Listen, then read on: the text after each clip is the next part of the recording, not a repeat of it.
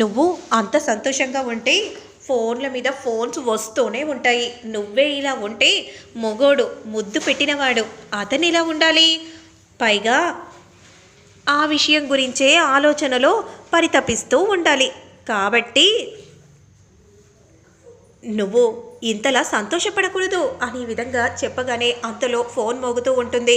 అదిగో ఫోన్ మోగుతుందంటే ఖచ్చితంగా ఆ గగనే అయ్యుంటాడు. త్వరగా వెళ్ళి ఫోన్ పిక్ చేసి మాట్లాడు. ఇలా కాదు, తొందరపడి ఏ నిజాలను కూడా చెప్పేయమాకే అని ఈ విధంగా అంటూ ఉంటుంది.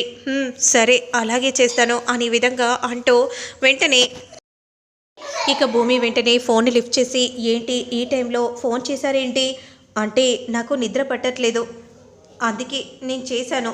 ఏంటి మీకు నిద్ర పట్టట్లేదా? నీకు కూడా నిద్ర పట్టట్లేదని నాకు తెలుసు. ఏంటి ఏమంటున్నావు? నేను నిద్రపోతున్నాను బ్రహ్మాండంగా పడుకున్నా. నీ ఫోన్ వల్లే డిస్టర్బ్ అయి వచ్చి ఫోన్ పిక్ చేసి మాట్లాడుతున్నాను. నీతో ఇలా మాట్లాడుతున్నందుకు నాకు చాలా సంతోషంగా ఉంది. కానీ నువ్వు అబద్ధం చెప్పాల్సిన అవసరం ఏముంది?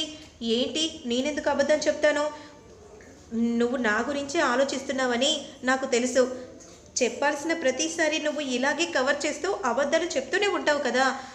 అప్పుడు మనసులో భూమి మాత్రం తెలిసినట్టే అన్నీ పట్టేసుకుంటున్నారు. ఈయనతో మాట్లాడడం అమ్మో చాలా కష్టం అని అనుకుంటూ బయటికి మాత్రం మీరు ఎలా అనుకుంటే అలా అనుకోండి, కానీ మీకు ఇష్టం వచ్చినట్టు ఊహించుకోండి. సరేలే, ఏదైనా ఇంపార్టెంట్ విషయం ఉంటే చెప్పి ఫోన్ పెట్టేయండి, నాకైతే నిద్ర వస్తుంది. అవునా, అయితే ఇదో ఇంకొక అబద్ధం. నాకు తెలుసు ల్యాండ్లైన్ ఎక్కడ ఉందో, ఫోన్ ఆన్సర్ చేయడానికి ఎంత టైం పడుతుందో, పరిగెత్తుకుంటూ వచ్చి ఆన్సర్ చేయడానికి ఇంకెంత టైం పడుతుందో నేను అన్నీ ఊహించగలను భూమి. అయితే ఇప్పుడు మీరేమంటారు? ఒప్పుకో ప్లీజ్ అని అంటున్నాను. ఏంటి కిస్ని తలుచుకుంటూ నా గురించి ఆలోచిస్తున్నారని ఒప్పేసుకో, చెప్పాను కదా. అప్పుడు భూమి మాత్రం మీకు ఇష్టం వచ్చినట్టు ఊహించుకోమని నేనే అంటున్నాను కదా. ఏదైనా ఇంపార్టెంట్ ఉంటే చెప్పండి. నిజంగా నీకు నిద్ర వస్తుందా? అవును, సరే అయితే ఇంపార్టెంట్ విషయానికి నువ్వు ఉన్నావన్నమాట. ఐ లవ్ యూ, మన ఇద్దరి మధ్య ఇంపార్టెంట్ మ్యాటర్ ఏది ఉండకూడదు అని ఈ విధంగా అనగానే ఆ మాట విని చాలా సంతోషపడిపోతూ ఉంటుంది భూమి. అంతలో ఎవరమ్మా అని శరత్చంద్ర రాగానే ఒక్కసారిగా భూమి చాలా కంగారు పడిపోతూ అలానే చూస్తూ ఉండిపోతుంది. అప్పుడు శరత్చంద్ర దగ్గరగా వస్తారు. ఎవరమ్మా, ఎవరు ఈ టైంలో ఎవరితో నువ్వు ఫోన్లో మాట్లాడుతున్నావు, చెప్పమ్మా అని విధంగా అనగానే నాన్న అది అది ఏంటమ్మా, ఎందుకు నువ్వు అంతలా తడబడుతున్నావంటే ఖచ్చితంగా ఏదో ఉంది, నాకు అర్థం కావట్లేదు. నీ తడబాటు వెనుక ఏదో ఉందని నాకు తెలుస్తుంది. ఏం లేదు నాన్న, ఎవరు లేరు అని అనుకో అని చెప్పకు. ఎందుకంటే నువ్వు చాలా ట్రాన్స్పరెంట్గా ఉన్నావు. ఏదో దాస్తున్నావన్న అనుమానం నాకు రాకూడదు. అందుకే అమ్మ ఫోన్ ఇలా ఇవ్వో. అయ్యో వద్దు నాన్న అని అంటూ కట్ చేయపోతూ ఉంటే, ఫోన్ ఇవ్వమ్మ భూమి అని అనగానే వెంటనే ఫోన్ శరత్చంద్ర తీసుకోగానే అప్పుడు శారద మాత్రం అమ్మ భూమి అని విధంగా అనగానే, ఏంటి శారద వనభోజనాల్లో మాట్లాడడానికి ఇష్టం లేదని భూమిని నీ కొడుకుకు దూరంగా ఉంచాను, అప్పుడక్కడ మాట్లాడనివ్వలేదని ఇలా ఇంటికి ఫోన్ చేస్తావా?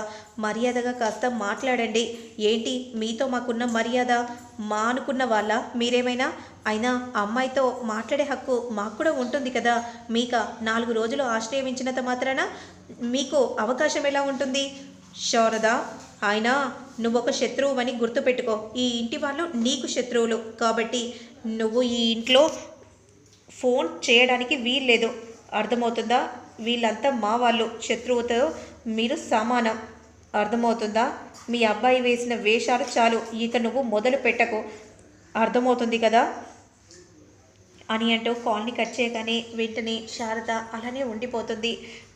ఏంటమ్మా వాళ్ళు ఫోన్ చేశారని చెప్పడానికి ఇంత టెన్షన్ పడ్డావా? మీకు ఇష్టం ఉండదు కదా అంకుల్, అందుకే అని చెప్పలేదు.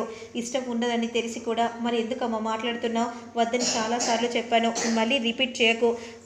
చాలా లేట్ అయింది, ఇక వెళ్ళి పడుకో. సరే అంకుల్ అని అంటూ వెంటనే ఇక భూమి అక్క నుండి వెళ్ళిపోతూ ఉంటుంది. అంతలో గగన్ వచ్చి, అమ్మ భూమితో మాట్లాడావా? మాట్లాడదామని అనుకున్నానురా. అదే సమయానికి ఆ శరత్చంద్ర అడ్డు వచ్చాడు. ఆయన అంతే అమ్మ, ఆయన నైజమే అది. ఆయన మన భూమిని మన ఇంటికి తెచ్చుకోవడానికి ఆపడానికి ఆయన ఎవరా? నేను ఎలాగైనా సరే భూమిని తెచ్చుకుంటాను, మీ ఇద్దరి పెళ్ళికి ముహూర్తాలు నేను పెట్టిస్తాను అనే విధంగా అంటూ అక్కడి నుండి శారద చెప్పేసి వెళ్ళిపోగానే ఆ మాట విన్న గగన్ చాలా సంతోషపడిపోతూ ఉంటాడు. ఇక మరోవైపు మాత్రం నక్షత్ర గగన్ ఫోటోను చూస్తూ ముద్దులాడుతూ ఉంటుంది. బావా, నీతో నాకు ఒకటిగా ఉండాలని అనిపిస్తుంది బావా. ఈ మూమెంట్లో నువ్వు ఉంటే ఎంత బాగుండేది బావా. అయినా నీ బోర్లో వెళ్ళకిలా పడుకునే రోజు ఎప్పుడు తీసుకుని వస్తావో అర్థం కావట్లేదు బావా. ఆ రోజు కోసం ఎదురు చూస్తూ ఉన్నాను. నిన్ను ముద్దులపై ముద్దుల వర్షం పెట్టాలని ఉంది బావా. నీ ఒళ్ళో వాలిపోవాలని ఉంది. ఎంత ముద్దొస్తున్నావో. అంతలో గోరింటకు చూసి, అమ్మ దొంగ, నువ్వు ఇక్కడ ఆ గగన్తో సరసలాడుతున్నావా? చెప్తానుండు. వసంత ఋతువులా మారే రోజుల్లో ఆ రోజుల కోసం నీ కోసం చూస్తున్నాను బావా. తెల్లవారగానే మళ్ళీ ఎప్పుడు నైట్ వస్తుందా అని చూస్తాను. అవునే, చూస్తావు చూస్తావు. ఇప్పుడు మీ అమ్మకు చెప్తానే, అప్పుడు మీ అమ్మే నిన్ను తిరిగేస్తుంది. మీ అమ్మ వచ్చాక అప్పుడు ఉంటుంది. ఆ భూమి అలా తప్పించుకుంది, కానీ నువ్వు మాత్రం ఇప్పుడు నా చేతుల్లో తప్పించుకోలేవు అని ఈ విధంగా అనగానే అప్పుడు వెంటనే పరిగెత్తుకుంటూ గోరింటకు వెళ్తుంది. నక్షత్రం మాత్రం గగన్ ఫోటోని అలానే చూస్తూ ఉండిపోతారు. ఇక వెంటనే అపూర్వ దగ్గరికి వెళ్ళగానే అపూర్వ దీర్ఘంగా ఆలోచిస్తూ ఉంటుంది. ఆ భూమి ఎలా తప్పించుకుంది? వాళ్ళేమో ఫోన్ చేస్తుంటే ఫోన్ తీయట్లేదు. అసలు ఏమై ఉంటుంది? ఏదో బలమైన సాక్ష్యమే ఉండుంటుంది అనే విధంగా అనగానే, అమ్మాయి నువ్వు ఇక్కడున్నావా? త్వరగా రా అమ్మాయి. ఎక్కడికి పిన్ని? నీ కూతురు వాడి ఫోటోను పెట్టుకొని ముద్దుల వర్షం కురిపిస్తుంది. ఏంటి పిన్ని, ఏ ఫోటోలు ఏం మాట్లాడుతున్నావు? నిజం అమ్మాయి, వాడి మీద పడిపోయి కసకసా ముద్దులు పెడుతుంది. రా చూపిస్తాను. ఏంటి పిన్ని, అప్పుడు కూడా వనభోజనాల్లో కూడా ఇలాగే టెన్షన్ పెట్టావు. లేనిపోని టెన్షన్లు పెడుతున్నావేంటి? నేను నేను ఇప్పుడు నీకు చూపిస్తానని అంటున్నాను కదా. త్వరగా రా అమ్మాయి, లేదంటే అక్కడ ఆ పాయింట్ మారిపోతుందేమో. ఏంటి పిన్ని, నా కర్మ పొద్ది నీకు దొరకనేమో అని అనిపిస్తుంది. అయ్యో అమ్మాయి, అలా అనకమ్మాయి. నేను నిజమే, ఇప్పుడు మాత్రం నీకు నిజంగా నిరూపిస్తాను. నువ్వు రా అమ్మాయి అనే విధంగా అంటూ వెంటనే లాక్కొని వెళ్తూ ఉంటుంది. నిజమమ్మాయి, వాడి ఫోటోకి ముద్దులు పెడుతుంది అమ్మాయి. ఇప్పుడు నీకు చూపిస్తాను, రా అమ్మాయి అనే విధంగా అలా రూమ్లోకి వచ్చి చూసేసరికి ఫోటోను పట్టుకొని నక్షత్రం ఉండిపోతుంది. ఇక అదే సమయానికి, అదిగో చూడమ్మాయి, చూడు నీ కూతురు ఏం చేస్తుందో నక్షత్ర అని అనగానే వెంటనే నక్షత్ర షాక్ అయిపోతుంది. ఫోటోను వెనక్కి పెడుతుంది. ఏంటి ఇదంతా నువ్వేనా? గోరింటకు నువ్వు మాత్రం ఇన్వాల్వ్ అయి మాట్లాడటం కరెక్ట్ కాదు. ఏంటి, ప్రేమలో పడ్డావా? నిద్రపోవాల్సిన ఈ టైంలో ఏ ఫోటో చూస్తున్నావో చెప్పు. ఎవరితో మాట్లాడుతున్నావు? నీకు నువ్వు. మమ్మీ, నా పర్సనల్ మమ్మీ, అడక్కు. ఏంటి నీకు పర్సనలా? ఏమనుకుంటున్నావు? ఆ ఫోటో చూపిస్తావా లేదా? మీ అమ్మ అడుగుతుంటే చెప్పడానికి ఏముంది? చూపించు ఫోటో. గోరింటకు నువ్వు చాలా ఎక్కువ చేస్తున్నావు. ఏంటి తననంటున్నావు? Show me the photo. Show me. చూపించకపోతే ఎలా ఉంటుందో తెలుసు కదా. మమ్మీ సరే మమ్మీ చూపిస్తాను, కానీ ఒక్క మాట మమ్మీ, ఫోటో చూపించాక నువ్వు నన్ను కోప్పడకూడదు. ఎందుకు? చూపించమ్మాయి. సరే మమ్మీ, ఇదిగో అని అంటూ చూపించగానే ఒక్కసారిగా మహేష్ బాబు ఫోటో చూసి గోరింటకు షాక్ అయిపోతుంది. ఏంటి మహేష్ బాబు ఫోటోనా? ఆ ఫోటో ఎక్కడ దాచావు అమ్మాయి? చూపించమ్మాయి. ఎక్కడ దాచావు? ఇందాక ముద్దుల మీద ముద్దులు పెట్టావు కదా, ఎక్కడ పెట్టావు అనే విధంగా అంటూ అంతా వెతుకుతూ ఉంటే ఇక కోపంతో, ఇక చాలు పిన్ని ఆపు అని అంటూ, అయినా ఏంటి అతని ఫోటో పెట్టుకున్నావేంటి? అయినా ఇతనికి పెళ్ళై 2 పిల్లలున్నారు. వాళ్ళ ఆవిడ కూడా ఉంది. వాళ్ళ ఆవిడని ఒప్పించైనా నిన్ను రెండో పిల్లంగా పంపిస్తాను, కానీ నువ్వు మాత్రం వాళ్ళ ఇంటికి వెళ్ళకూడదు. ఆ గగన్ని ప్రేమించకూడదు. అర్థమవుతుందా? గోరింటకు పిన్ని, ఇంకెప్పుడు కూడా నా కూతురి గురించి అలా మాట్లాడకండి. ఎంత అమాయకంగా నటిస్తున్నావే అనే విధంగా అంటూ కోపంగా అక్కడి నుండి వెళ్తూ ఉంటుంది. అసలు ఇలా జరిగిందేంటి? ఒకటనుకుంటే ఒకటి జరిగిందేంటి?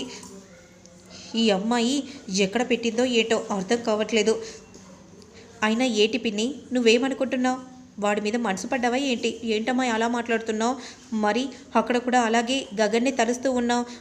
తన ఏజ్ ఏంటి, నా ఏజ్ ఏంటి? మరి చిన్న పిల్లోడితో ప్రేమేంటి? మరి ఏంటి పిన్ని, నువ్వు పదే పదే వాడి గురించి తీస్తున్నావు?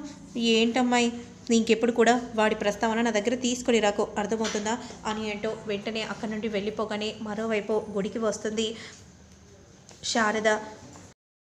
అప్పుడు దేవుడి దగ్గరికి వెళ్ళి ఇలా మొక్కుతూ ఉంటుంది. నా కొడుకులో మార్పు చూశాను, అలాగే ఆప్తికని ఆస్తికుడిగా చేసి పెళ్లి మీద నమ్మకం పోయింది. కానీ ఆ భూమిని చూసాకే పెళ్లి మీద నమ్మకం వచ్చింది వాడికి.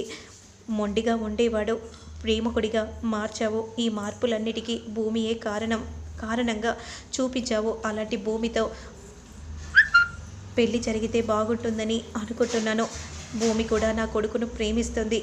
వాళ్ళ పెళ్ళి జరిగేలా నువ్వే చూడు స్వామి అనే విధంగా అంటూ మొక్కుకొని గుళ్ళో వెళ్తూ ఉండగా ఇక అప్పుడే కృష్ణప్రసాద్ గుడికి వస్తాడు.